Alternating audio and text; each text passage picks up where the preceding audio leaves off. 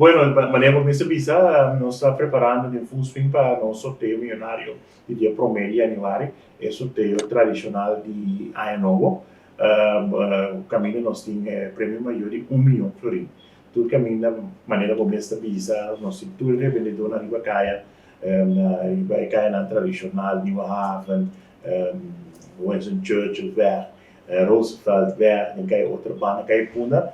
Caminho na dependendo do bilhete para o público comprador por chegar e ganhar uma chance para ganhar 1 milhão de florins.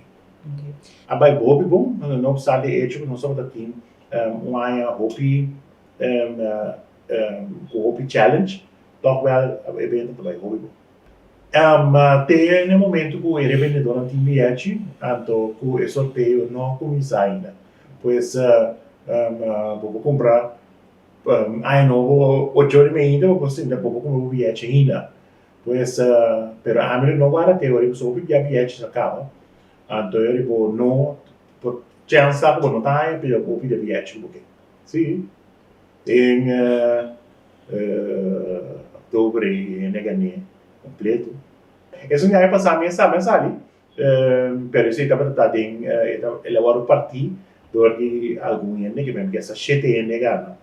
1 milhão samen.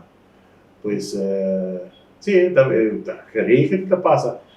Vooral mensen die promedio januari quase sempre é agora vendi para sombra.